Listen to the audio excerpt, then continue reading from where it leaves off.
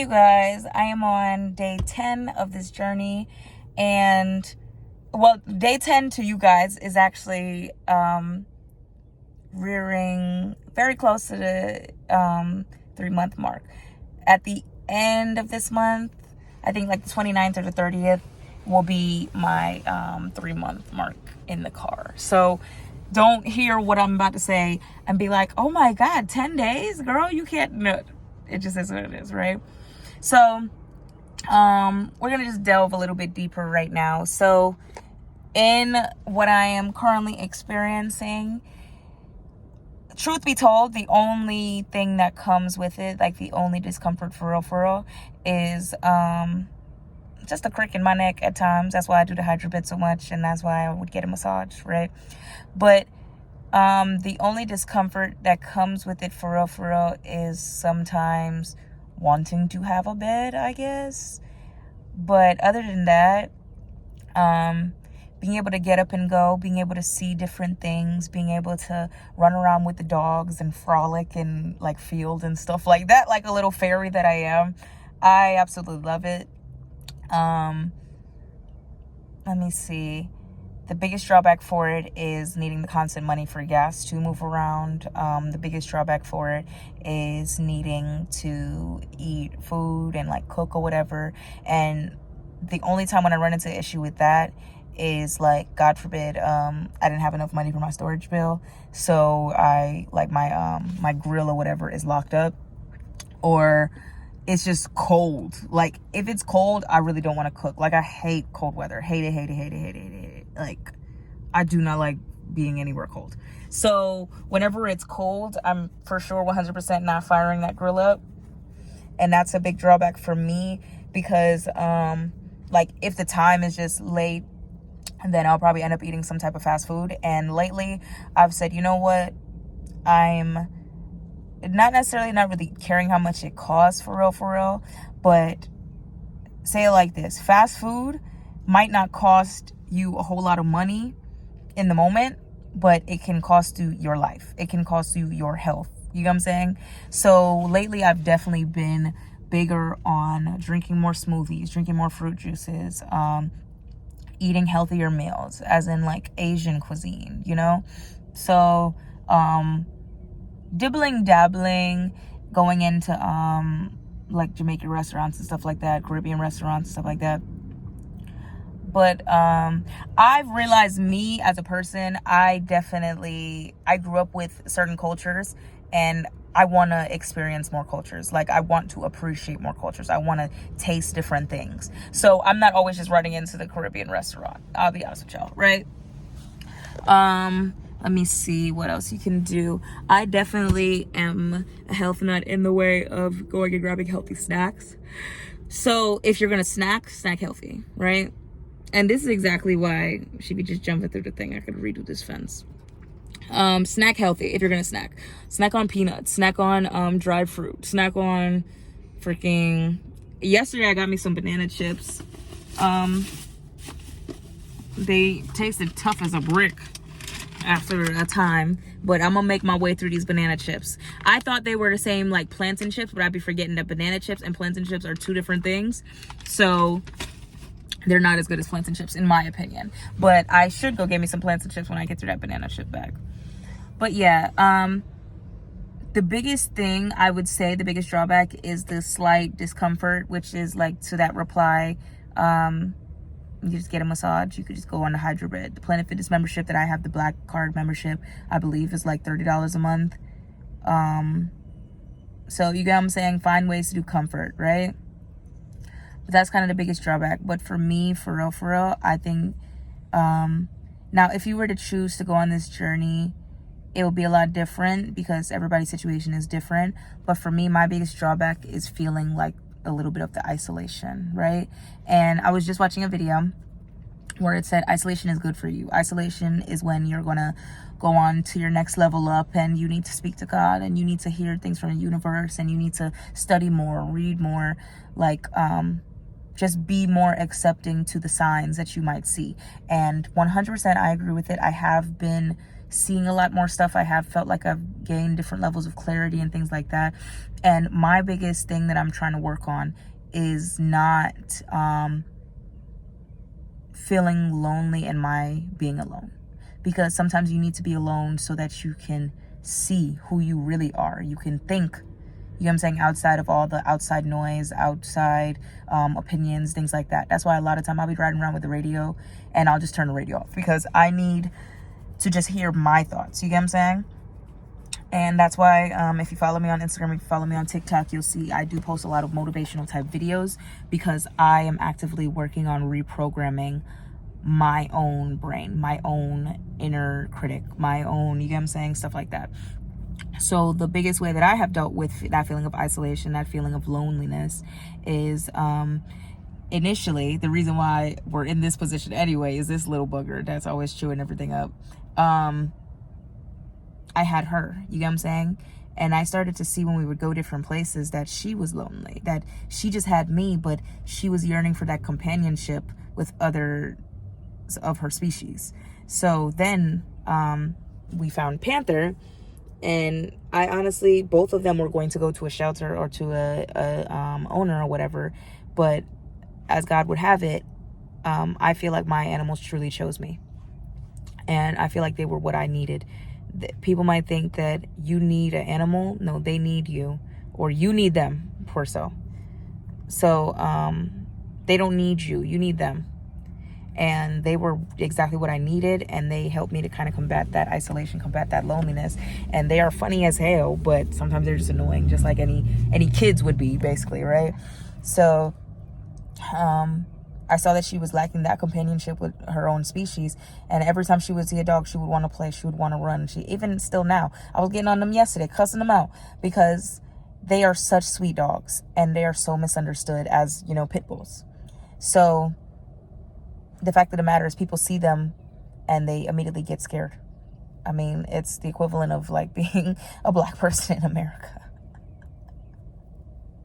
So people see them and they immediately get scared, but really they just want to play. Like Tiger ass got attacked because she wanted to play. She got attacked by a different dog. Panther is the sweetest. He just wants to play. He that's all. He's more likely to attack a person than he is an animal. And he only might bite if he gets just really fed the fuck up. But otherwise, he really wants to play. So, speaking to the point of them feeling isolated, them wanting that interaction with different of their species, we all go through the same thing. We all feel loneliness in being alone. But sometimes when you try to work on yourself and you work through those feelings, you realize that you needed that aloneness so you can really know yourself. A lot of the time we're also caught up in, and this is the longest day entry that I've done, but a lot of times we're also caught up in being around other people and what other people want to do, running to the club, running to go get drinks, running to do this, running to do that. What does our manager want from us? What does our mom want from us? What does our dad want from us? What does our sister want from us? What does our cousin want from us? Like, we're also caught up in everybody else's needs, everybody else's wants, that we forget who we are. We don't know who we are. A lot of times I feel like people's biggest issue is they don't know who they are, and they don't know how to actively start the process of learning, or they just are too scared of starting the process because it is not fun, y'all. It is very isolating to know who you are, to know what you want, to stand firm on your boundaries, to see people for who they are and how they're reacting because of the environments that they've been in, and extending them that kindness. And they're still kind of giving you the shit end of the stick because they're not ready to confront their demons yet.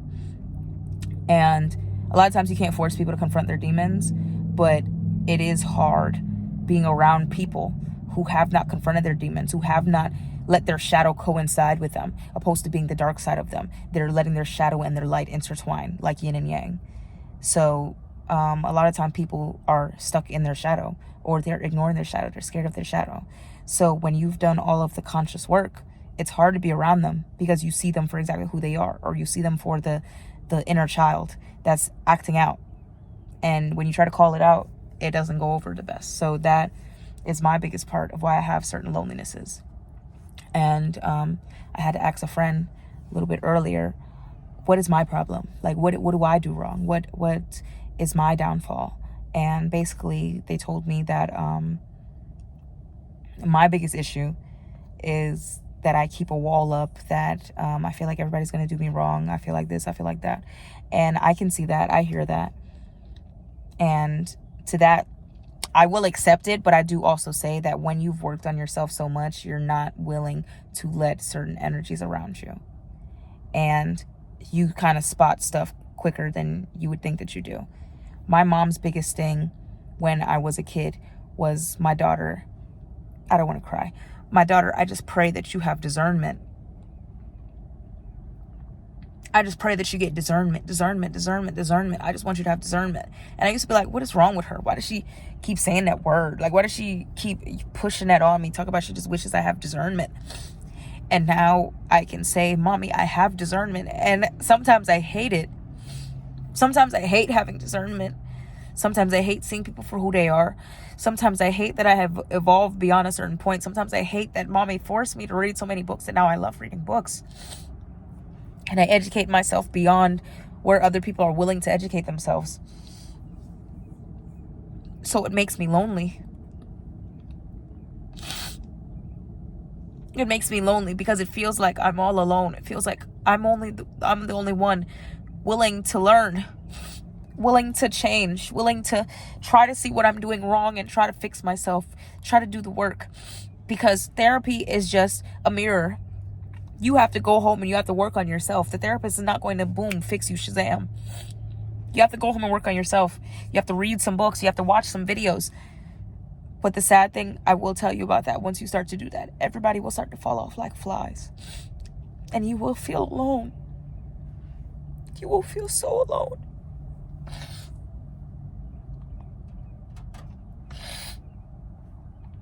So that doesn't really have to do with my like living in my car experience. It more so has to do with just my life experience. Like, life is becoming so hard because my mother prayed for me to have this discernment, and now I have it. And I don't like anybody. Oh, Jesus, y'all. Like, it's so hard to like anybody. It's so hard to be friends with anybody. It's so hard to do all the same stuff that everybody else is doing because I don't want to do it. And it's always been hard for me to want to be around people because I don't want to drink. I smoke, but not like smoking myself into a stupor. And even when I'm smoking, I'd rather be up and about working, living life. I don't want to be smoking and sitting on a couch and just eating and watching TV. I don't want to be sitting around talking about people. I don't. It's not fun. It's not entertaining. It's low vibrational as hell. And that's all people ever want to do. Then you feel like you connect with somebody. You feel like you guys have made headway. This is going to be your actual friend. Come to find out they don't even really like you. They don't really like you. You're the filler for their events. You're the one person that makes it look like they have a good amount of friends. You're the person that shows up somewhere and pays for something. You're the person that everybody thinks is pretty, so the attention draws to the group because you're the pretty one. Not saying that everybody isn't pretty in their own right, but I've had these experiences. Being the filler friend. Being the friend that's the one that's meant to draw the attention. Being the friend that's the popular one. The one with substance so everybody else doesn't look shallow.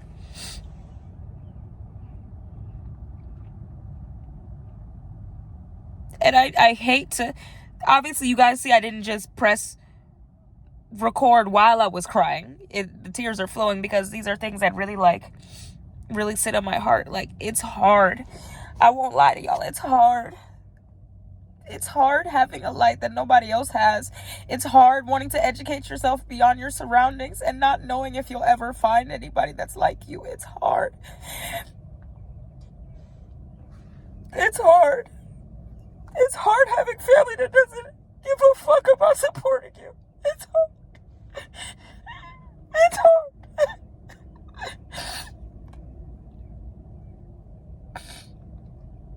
And I do have family members that are like trying to be there in this moment, but they are extended family. And I know extended family is still supposed to be family, but my blood don't give a fuck about me. It's hard. It's hard. It's hard when your family are your biggest haters. It's hard. I can't lie. And I would not be in this car if I didn't absolutely feel like I had to. I just couldn't take it anymore. And I'm being honest. I'm being honest. Yes, it's fun. Yes, I get to see different stuff. Yes, I get to eat different stuff. Yes, I get to meet different people. But I wouldn't be in this position if I didn't absolutely feel like I had to.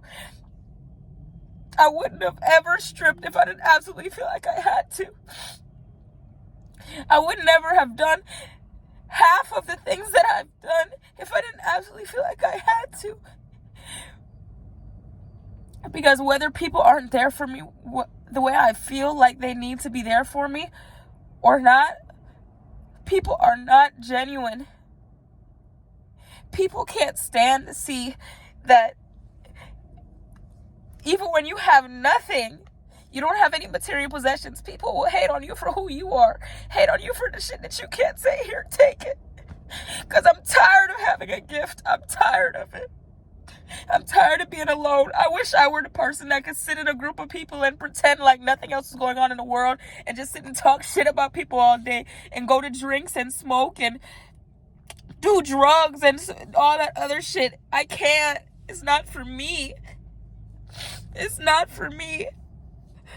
And it makes my life so isolated. It makes life so hard for me. My life has been hard for me my whole life. So yes, I'm tired. Yes, I might be telling too much in someone's opinion, but I do this for people who are like me. Because someday I will be something. I will keep fighting.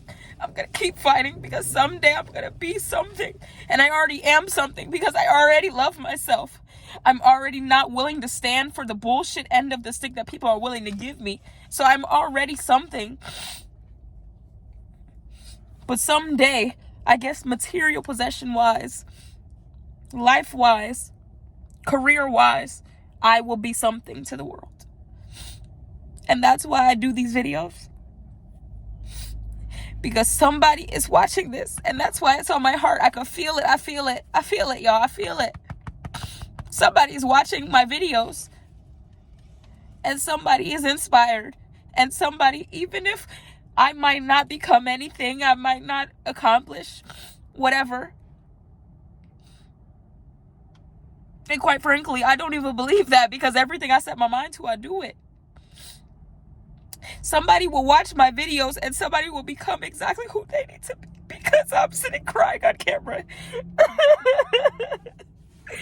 So that's the only reason why I do it. Fuck everybody who got something else to say. Fuck everybody who feel like, oh, you're only supposed to get on social media to be a bad bitch. You're only supposed to post to Instagram so you can find the rich niggas.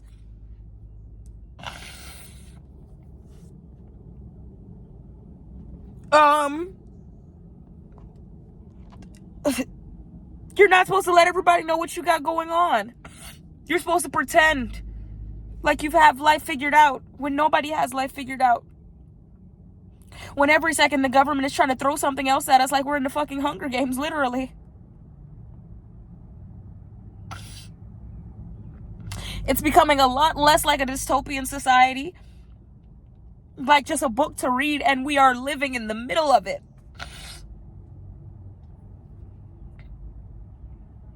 And people feel like I'm fucked up because I'm posting my downfall to Instagram. No, I just refuse to be abused.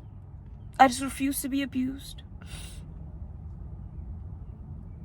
And I'm honest with myself and others. Because seeing somebody pretend to be perfect does not help. It doesn't help me. It doesn't help me. All it does is make you wonder why everybody else has it figured out and you don't have it figured out. That's all it does. That is all it does. People need authenticity. People need to see people crying on camera. People need to see people being ugly. People need to see people with pimples, with yellow teeth, with fucked up hair.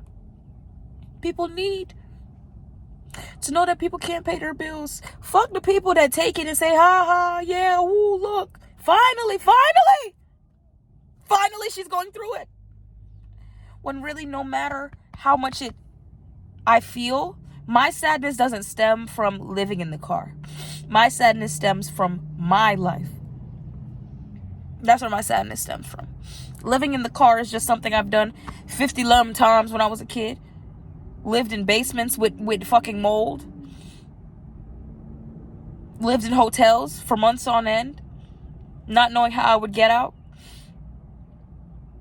Stayed with people where we got to make sure we lock the door at night because we're terrified if they're going to touch us or not. This is not my sadness. My sadness is that I have worked on myself so much that nobody else is appealing. And maybe I just got to take the time, patience, because I will find my tribe. I will find my friends. I will find people with the exact same heart that I have, so I don't have to be around them, watching them, caring about if they're going to steal from me, if they're going to try to snake me out, if they're going to plot to kill me. Because that's what people do.